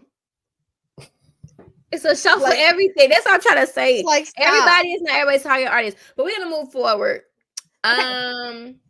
So next we can talk about, and I think this may be our last one because this is I can't keep going. So I feel like the last one we need to talk about is Mia. We got to talk about Mia, y'all. So we talked. So last week we gave y'all our top and bottom for 2024. Mia was on our list of bottom. For sure. Rewatch that if you or listen to it if you haven't listened, because we go into all the reasons why Mia gets her chops. And we went into very great length as to why she gets her chops. But even more so. So Mia is on Real Housewives of Potomac. And more news came out after we did that pod episode where we found out that one, she split up with Infamous Inc. Jesus. I do think, and it's so funny because isn't her line in the season like Ink will Ink never is forever. Marriage is temporary, but ink is forever, something like that. Well, that's baby, her tagline. Change the line, baby. Change the line. So you can part of the issue why I'm not sad about this is it should have never happened in the first place. Yeah. Like part of the reasons why we gave her chops is because you literally left your man in sickness. Woo! If we want to talk about it in your vows, you left your man in sickness with money funny. So I'm gonna say in richness. So you broke a couple of vows, right? She broke 2 vows. God darn it! So 3 infidelity. You want to count that? JJ, all of it. Like JJ. Come on, God darn it. So all of this, and this man is going through the roughest time in his entire life, where he has upheld you in moments where you had nothing. And you not only leave him, but you leave a paternity scare on him, and then quickly move in your new boyfriend who you claim you weren't cheating on him with, and with your kids. Huh? She a raggedy Mia, what? And so we talked about this last. I'm not going to go too much further, but to then find out, we go through this season, so everyone's like asking you questions, you giving them stories of like, yeah, Gordon's good with it, to yeah, Gordon's a different person every day and he acts like he's not, to well, yeah, that's Gordon's kid, to well, I don't know who the father is, and Ink wants paternity, and we just sit here just like, if we're confused, what are your kids going through? And then you bawl out and cry when Karen and Giselle, who are mamas, are looking at you and saying like, I hear you want to live your life, but your kids should be shielded from all of this crazy. They shouldn't see this, and they're seeing all of it. So she's like, they're calling me a bad mom. I mean, well, you are. Yeah. So social media took that and started dragging your tail all season as these episodes. But it's even worse. Did y'all pay attention? I don't know if y'all watched this past episode, but she literally was like, yeah, and I'm gonna go see Ink after this, and they're like, but weren't you mad? Your kids are just missing about Then she said, well, I got a son in Atlanta, and everybody like, oh shoot, you do got another son. Oh shoot, but you're not going down there to see your son, and you know you're not going down to Atlanta to see that boy. Stop playing with me. Yeah, it gets worse. So keep going. I never usually say that the people need to come check on the kids, but the CPS need to come. But and Gordon might need to take them at this point. But I'm even scared for them to be recorded too. So maybe the grandmama baby need to be some grandmama. This is a situation where I'm have responsibility. The grandmama on drugs. They ain't got nobody for them kids to go to. We need a family meeting. We need a family meeting because clearly Mia is about herself right now in this point of her life. Like, and then when you hear her talk about her mama and her relationship, like this motherly thing, like she's like, I'm a good mother to my kids. I care about my kids, and we hear you say it. But baby, the way you moving, I'm not. The math ain't mathing for me. And so, social media came out and said that, so first of all, how it came out, she took a picture during the holidays of her with new beginnings with her ex-husband, and not her ex-husband, but it was her and Gordon. Yeah, because they still married. And we like, okay, what does this mean?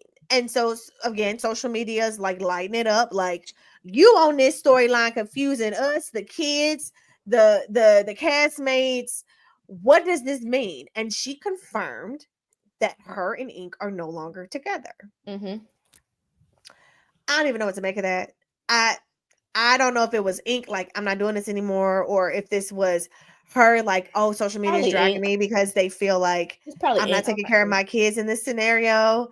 I don't know who gave it up. Who gave up the? I'm not giving her no credit. Yeah, I don't see her leaving him.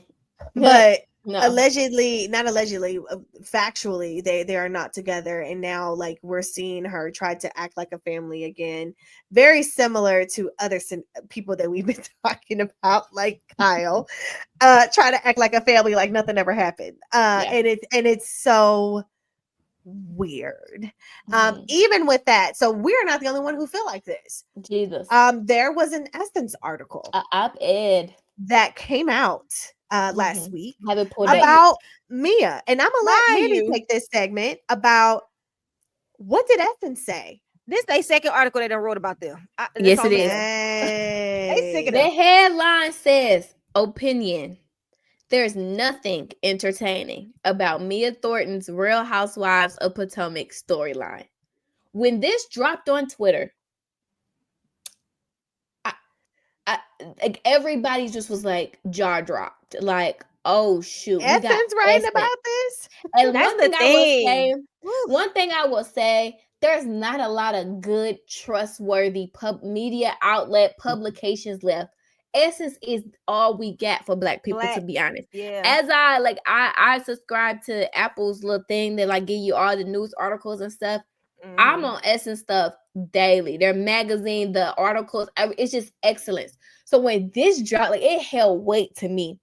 And as I'm reading this article, so I can give you a few points of the article. She starts off, it's by a journalist named Victoria. I cannot pronounce her last name. Okay. So I'm just gonna say by Victoria. Okay.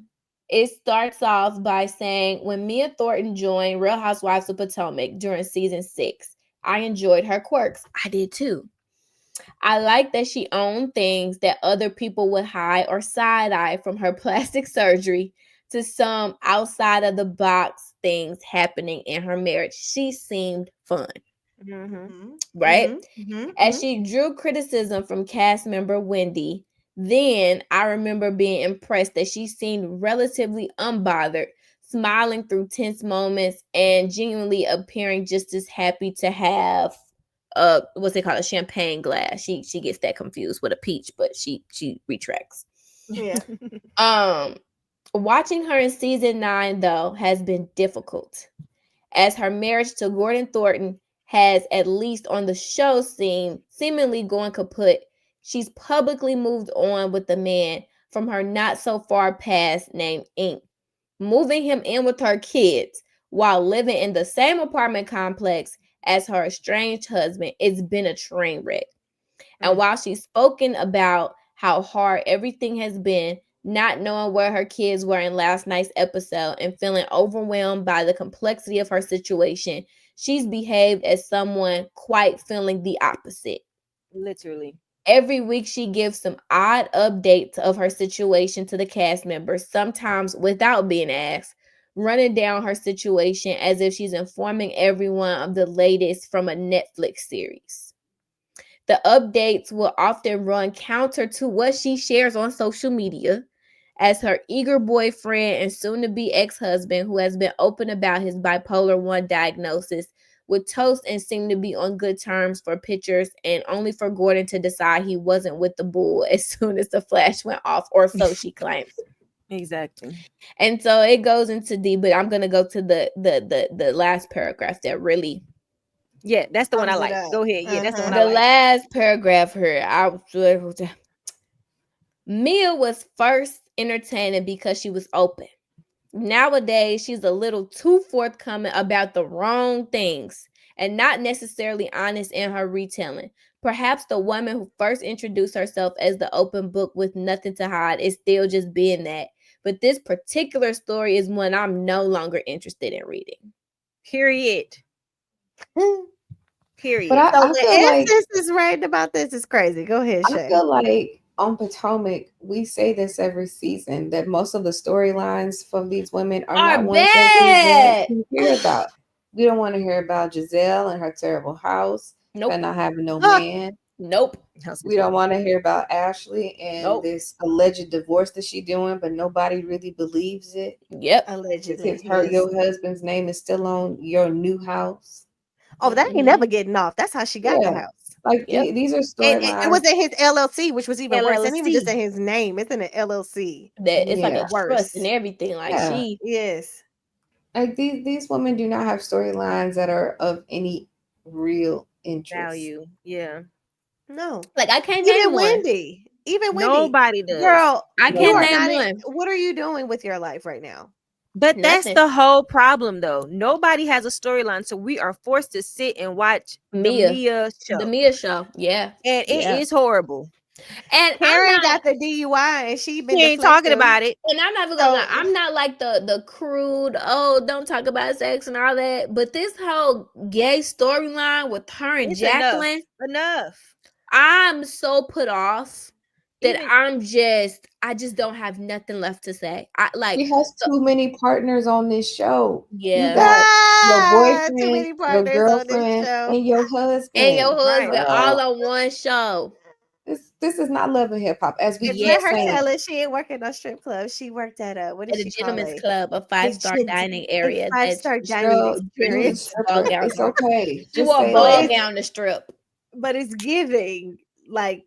Listen, girl. Listen. I'm not judging you with what you want to do sexually, but what we are saying is you have kids now, and your kids will be able to watch this show, and your kids have to go to school to hear their moms and their other people they go to school with hear about oldest and her.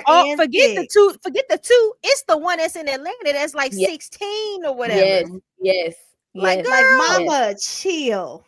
That's probably why he moved to Atlanta with his daddy. And you see her talking about sharing ink with Jacqueline, and it was some foreplay, but then it was his homeboy that baby, are you running a sex ring? Like, I'm getting confused. She might be a madam. She's confused. Like, she's confused.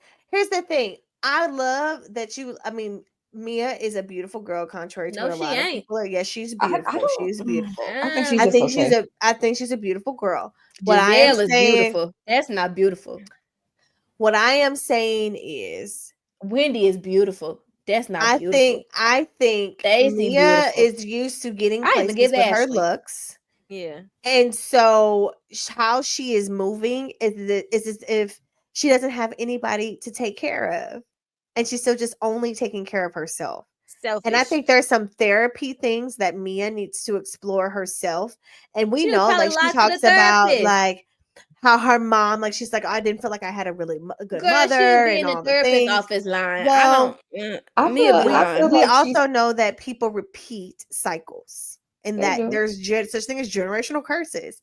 And it feels like, although, you know, we don't know what she does outside this, but like her mom did drugs and all the things, she's repeating a cycle of dysfunction with her family. Like, I'm not saying for you to stay with Gordon. I'm not saying that. But a divorce could be simple before you start doing all these other actions. A separation can be simple before you start inviting another person who you're very familiar with into the spaces if you're not married, and then act as if he also may be somebody's daddy. That is crazy. You are confusing your kids. He did that for a storyline. And now the viewers are like, girl, you're such a train wreck. I feel sad for the kids and sad for anybody in this scenario that has to deal with your decision making that didn't ask for it. So I think it's crazy. I was going to say, I think it's a bigger conversation to say with producers and Bravo. This is the second article Essence had to write on the Black women's behalf to tell y'all y'all got a mess going on. This is the second article. The first one's about the colorism and all the things of that, and now we're telling you are carrying tropes about Black women. Let's be very clear. These are tropes. Bad. There are bad tropes. These are not good examples. In good relationships. I can't name one good example of this show. That's what I'm saying. We don't have any. This show is terrible. Will you really get to it? It used to be maybe Wendy. Maybe I was gonna say maybe Wendy, because at the end of the day, the best. She got her education. She did her thing. Education, family, solid family. Able to do multiple businesses. But you're not showing sisterhood. You're not showing. Like, you're not showing anything good of us. I would even say Candace. Like, I think Candace's storyline of it was interesting. It was first one to show. Generational wealth. Exactly. Monique and Black. Monique was a great storyline, and like her. Like, we've gotten far and few now. So where are we? Bravo? And it's crazy because if you think about it, this is the show that had Katie on it. They're Looney Bin. So if you worse than Katie. But I like Katie. I mean, Katie was my girl. We had Looney Bin, Looney Tune. Katie gave it to Jizzy. She sure did. She was not scared of Jizzy, baby. I was listening to somebody's podcast. It might have been Kempire, somebody's podcast, and they were saying after that season when Monique in the fight, it shifted. Yeah, and since then, it's never gonna be the same. It's never gonna be the same. So you probably just need to go ahead and recast all of this and get figure this out. It makes me sad because I mean, Portia and Kenya got into a physical fight, and Atlanta was still popping for at least 10 years after this. Yeah, but it wasn't censored. It wasn't like it was nasty. Well, but you know what? I also think it's cultural, it's regional. Yes, being a Black woman in the South is very different than being a Black woman in like the DMV area. Absolutely, their level of pretense and I think that the it was at the time it was such a good juxtaposition to Atlanta because Atlanta has always been open. You never had to assume anything about it. You can say what you want to say about Atlanta. But all their storylines were very out there, out front. Even Phaedra lying about her pregnancy. We knew she was lying about her pregnancy. Right. Like, you know what I'm saying? Like, everything baby, when the math don't matter, you got me questioning if a baby is made in 9 months, then I know. It was so good. I know. I literally was watching a clip on TikTok the other day when Candy came back to the group and was like, y'all, Phaedra was 40 weeks, y'all. I was like, oh my God. But like at the time Potomac came out, it was such a juxtaposition because there was no pretense on Atlanta, but that's how Atlanta is. Like, even though everybody say Atlanta is fake and fraud and phony, everybody know who you are. They know what you about. If you a scammer, everybody know you a scammer. Exactly. Like Marlo. Thank you. There's no pretense to it. It's either you this or her. They be like the streets talking. The streets been you talking. broke or you rich. You sleeping with this man for this or not. Like it was very straightforward. There was no pretense. No, oh, we gotta be better than this. And like they got gutter and it was okay. And I still got money. Like I'm still that girl. And it's still lighthearted too. Like I feel like Potomac is so like it's heavy, but it's when always you been heavy and dark. And I think the reason why I will say Potomac reminds me of the cosm of like, I as a Black woman, I want some sense of fame, but I don't want my real self to come across because I'm scared of being judged by my community, by my family. It gives like if a whole bunch of PKs had a show, like how everybody is kind of like hiding behind the veil of like, okay, Karen, we know you and Ray got an arrangement, but we know you'll never discuss that on camera. No one's being authentic on Potomac. So like, why are we even watching? Yeah. It was cute with the banter. And like part of the reason why I liked Potomac was the back and forth of the it was a juxtaposition so to Atlanta. It was different Black women. It was very different, but like in a more classy way. Right. But now we've gotten but they let that get to their head. I think that's the problem. So far from it. And it's like, you just hit the nail on the head, Marla. That was the issue. Potomac women started feeling that, oh, they think we're classier than Atlanta. Like we're above Atlanta in the fray. So when that fight happened, like you said, Jay, it kind of was like, well, the veil is gone. Just like the veil is gone. So we can produce this how we produce whatever we doing. Yeah, we have to hold y'all in a certain because light. At first they were all about the etiquette and the charity event and the Jack Mia and Jill. Mia fought Wendy last season? Unhinged. Yeah, she should have been going in. Yeah, like y'all don't care. I mean, if we really want to go there, like Mia should have been gone, Candace should have been gone. Yeah. Well, Monique is gone, but I think so they was gonna bring Monique back after the fight. And Ashley should be gone for the stunt that she pulled by bringing her friend to start that fight. And we still not talking enough about it for me. With the girl coming on full season, Ashley should not even be here this season with what she pulled last season. Agreed. With whether that with Cookie Monster or whatever. Whatever that's why I'm glad old girl suing her. So this is what I'm saying. Where I'm like, we got some work on Potomac, and I hope that Bravo hears from the viewers that like they need to really rethink Bravo don't listen. Bravo does not. But see, I think remember when they had the Real Housewives of DC and they only got that one season because that lady snuck into the White House. That was DC though. That was good. Like I feel like just that little area is just not really good for showing your real life. No, it's not. Because everybody's used to, like, they're politicians. They're used to a politician lifestyle of, like, what I do behind the scenes is my business. I do. And what I want to portray is what I want to portray, which is not good for reality. And to be honest, if you think about it, that's a good point, because all of their storylines against each other is exposing them for what they really do. What they really are. Oh, Karen, we know you the town drunk and you got a man on the side and that's what's going on. Or Giselle, we know you be out here in these streets and da-da-da-da-da-da. And like everybody. But they acting like you ain't dating nobody. Oh, okay. So that's the thing. Like everybody's storyline is about bringing out the real in them. And it's getting old. It doesn't hit the viewer because it's like, baby, with this season 9 of Potomac, how many times we gonna bring up Blue Eyes?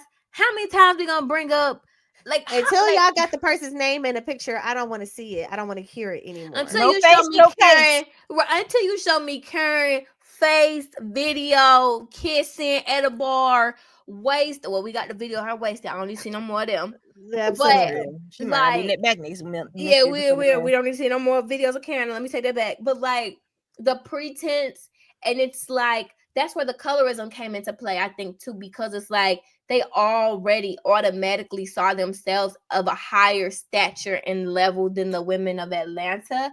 And I think they wanted to be in the it was a lot of lighter skinned people on the show. They wanted to be along the proximity of the white ladies of Bravo. They wanted to be like Giselle came and she wanted to be treated like a Heather Dubrow and Giselle came on and said, I am her, like I am regal. That's how they put themselves in that thing. And it's like, baby, you can't never be as big as bad as the women in Atlanta. I don't care what nobody say. There would never be another franchise that will ever outdo the Real Housewives of Atlanta, no matter what you say. Y'all, I finally finished Traitors of Phaedra season, but that's for another day. We're going to get ready to close out because we could talk about Potomac all day. But what I am going to say is, they said Atlanta is coming back to the crown. They did say Atlanta is coming back this year. We haven't gotten an exact date. Also, the world will be right when they're back. Also on your list for everyone, Traitors is starting this week. Tomorrow. By the time this comes out, it would have been the prior week, so you can still catch up. So just make sure, like, there's gonna be Tom Sandoval, I think, is on it. God, yes, he is. Like regular Robin. Regular Robin. Okay, my unpopular opinion, she need to come back. Oh, that's for another day. We're not doing that. We're not discussing that right now. No. All right, y'all. So that's it. That's our take. We'll be back in 2 weeks. We'll see you next time. Bye. Bye.